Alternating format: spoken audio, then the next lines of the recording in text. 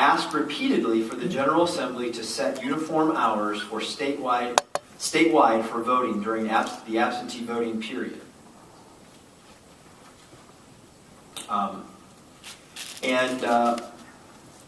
We've asked that repeatedly.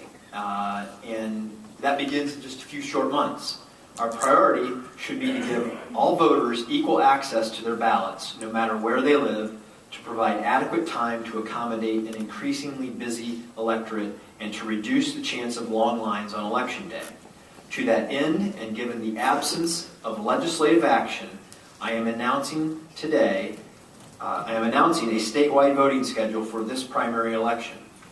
I will send you a formal directive this week.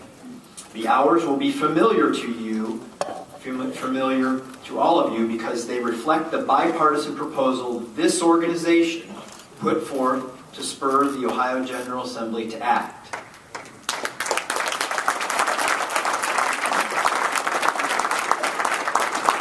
I'm glad you like it, because it's your idea. And that's what we're going to do.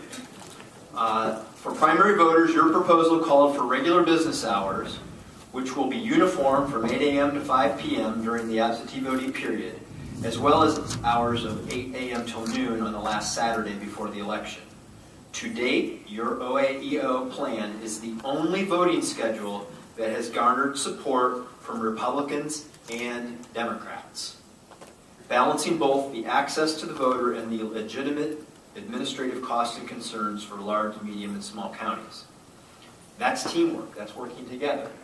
What you did, what you sent us, that's what we're advocating for. Thank you for demonstrating that it is in the realm of the possible for two parties to come together in setting election policy.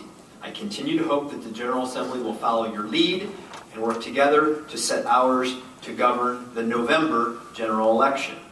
Though it has never been my preference, if the General Assembly does not pass legislation, I will set uniform hours by directive once again.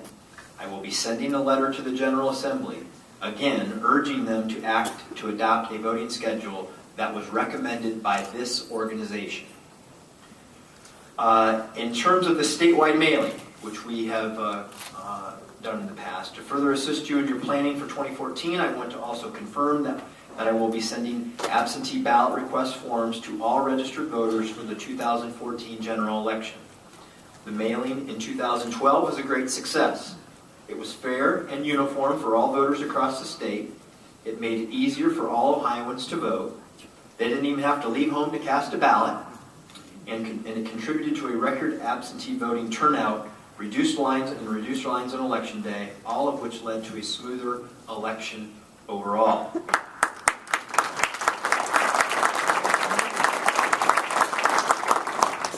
And I believe you will all agree that those are the outcomes we want for 2014. So let's not fix what isn't broken. We'll continue to do that.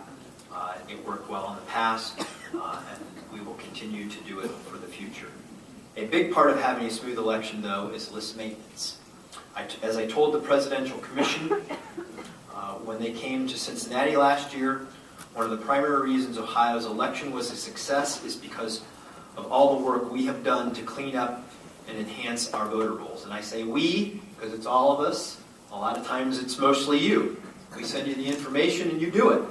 And you make it together, all 8 counties make the state, puts the state in great shape. It is the most important and least glamorous job you do, probably, in some circumstances. But accurate voter lists are the backbone of a smooth election. Voters run into fewer problems at the polls, and that means shorter lines. It makes it more likely that voters vote in the correct precincts and reduces the chance of fraud or irregularities. Thanks to our partnership with the Bureau of Motor Vehicles, in 3 years we have went from having complete information on only 20% of the voters to now 87% of the voters. And you have verified and removed more than 266,000 deceased registrants. In addition, you have been diligent in processing duplicate registrations down from the 340,000 that existed in January of 2011 to just 4. That's it, 4 before the 2013 general elections. Congratulations.